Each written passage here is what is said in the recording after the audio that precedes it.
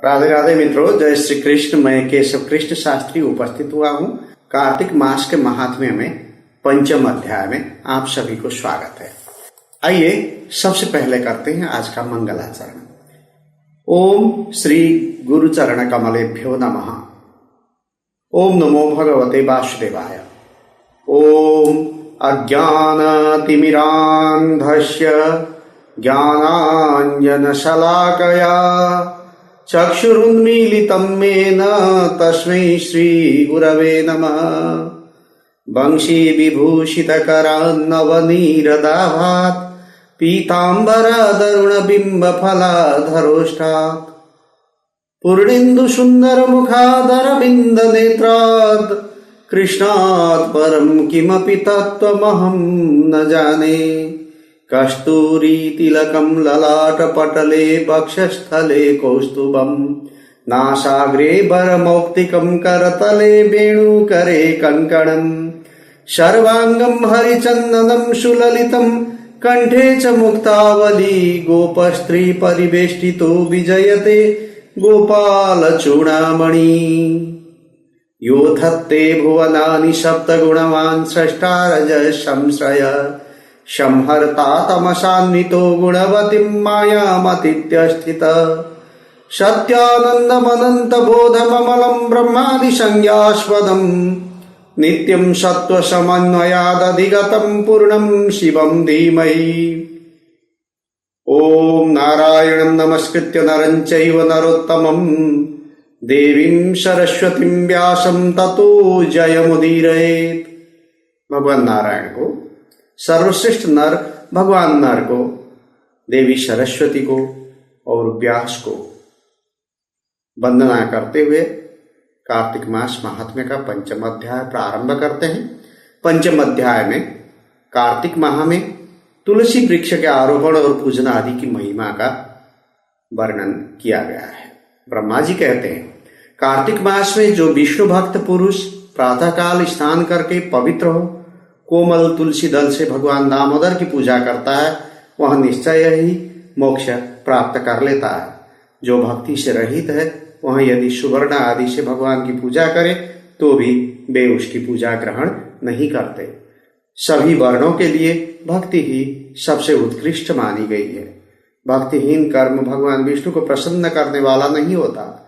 यदि तुलसी के आधे पत्ते से भी प्रतिदिन भक्ति पूर्वक भगवान की पूजा की जाए तो भी वे स्वयं आकर दर्शन देते हैं। पूर्व काल में भक्त विष्णुदास भक्ति पूर्वक तुलसी पूजन से शीघ्र ही विष्णु धाम को चला गया और राजा चोल उसकी तुलना में गौण हो गए। अब तुलसी का महात्म्य सुनो। वहां पाप का नाश और बुद्धि पुण्य की वृद्धि करने वाली है। अपनी लगाई हुई तुलसी जितना ही अपने मूल का विस्तार करती है, उतने ही सहस्र युगों तक मनुष्य ब्रह्मलोक में प्रतिष्ठित होता है। यदि कोई तुलसी संयुक्त जल में स्नान करता है तो वह सब पापों से मुक्त हो भगवान विष्णु के लोक में आनंद का अनुभव करता है। महामुने, जो लगाने के लिए तुलसी का संग्रह करता और लगाकर तुलसी का वन तैयार कर देता है, वह उतने में ही पाप मुक्त हो ब्रह्म भाव को प्राप्त हो जाता है। जिसके घर में तुलसी का बगीचा विद्यमान है, उसका घर तीर्थ के समान है। वहां यमराज के दूत कभी भी नहीं आते। तुलसी वन सब पापों को नष्ट करने वाला, पुण्यमय तथा अभीष्ट कामनाओं को देने वाला है। जो श्रेष्ठ मानव तुलसी का बगीचा लगाते हैं, वे यमराज को नहीं देखते। जो मनुष्य तुलसी काष्ठ संयुक्त गंध धारण करता है, क्रियमाण पाप उसके शरीर का स्पर्श नहीं करता। जहाँ तुलसी वन की छाया होती है, वहीं पितरों की तृप्ति के लिए श्राद्ध करना चाहिए। जिसके मुख में, कान में और मस्तक पर तुलसी का पत्ता दिखाई देता है, उसके ऊपर यमराज भी दृष्टि नहीं डाल सकते। फिर दूतों की तो बात ही क्या है। जो प्रतिदिन आदर पूर्वक तुलसी की महिमा सुनता है, वह सब पापों से मुक्त हो ब्रह्मलोक को जाता है। पूर्व काल की बात है, कश्मीर देश में हरिमेधा और सुमेधा नामक दो ब्राह्मण थे, जो भगवान विष्णु की भक्ति में संलग्न रहते थे। उनके हृदय में संपूर्ण प्राणियों के प्रति दया थी। वे सब तत्वों का यथार्थ मर्म समझने वाले थे। किसी समय वे दोनों श्रेष्ठ ब्राह्मण तीर्थ यात्रा के लिए चले। जाते जाते किसी दुर्गम वन में वे परिश्रम से व्याकुल हो गए। वहां उन्होंने एक स्थान पर तुलसी का वन देखा। उनमें से सुमेधा ने वहां तुलसी का महान वन देखकर उसकी परिक्रमा की और भक्ति पूर्वक प्रणाम किया।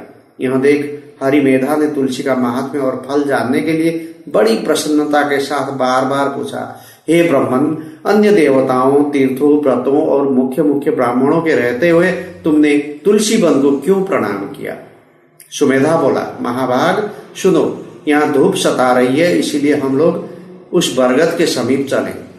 उसकी छाया में बैठकर मैं यथार्थ रूप से सब बात बताऊंगा। वहां विश्राम करके सुमेधा ने हरिमेधा से कहा, विप्रवर, पूर्व काल में दुर्वासा के शाप से जब इंद्र का ऐश्वर्य छिन गया था, उस समय ब्रह्मा आदि देवताओं और असुरों ने मिलकर क्षीर साखर का मंथन किया।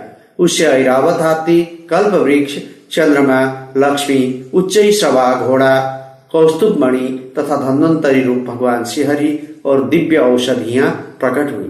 तदनंतर अजरता और अमरता प्रदान करने वाले उस अमृत कलश को दोनों हाथों में लिए हुए श्री विष्णु बड़े हर्ष को प्राप्त हुए। उनके नेत्रों से आनंदाश्रु की कुछ बूंदें उस अमृत के ऊपर गिरी। उनसे तत्काल ही मंडलाकार तुलसी उत्पन्न हुई। इस प्रकार वहां प्रकट हुई लक्ष्मी तथा तुलसी को ब्रह्मा आदि देवताओं ने श्रीहरि की सेवा में समर्पित किया और भगवान ने उन्हें ग्रहण कर लिया। तब से तुलसी जी जगदीश्वर श्री विष्णु की अत्यंत प्रिय करने वाली हो गई। संपूर्ण देवता भगवत प्रिया तुलसी की श्री विष्णु के समान ही पूजा करते हैं। भगवान नारायण संसार के रक्षक हैं और तुलसी उनकी प्रियतमा है, इसलिए मैंने उन्हें प्रणाम किया है। सुमेधा इस प्रकार कह ही रहे थे कि सूर्य के समान अत्यंत तेजस्वी एक विशाल विमान उनके निकट ही दिखाई दिया। उन दोनों के आगे ही वहां बरगद का वृक्ष गिर पड़ा और उससे दो दिव्य पुरुष निकले, जो अपने तेज से सूर्य के समान संपूर्ण दिशाओं को प्रकाशित कर रहे थे। उन दोनों ने हरिमेधा और सुमेधा को प्रणाम किया। उन्हें देखकर वे दोनों ब्राह्मण भय से विह्वल हो गए और आश्चर्यचकित होकर बोले, आप दोनों कौन हैं? देवताओं के समान आपका सर्व मंगलमय स्वरूप है।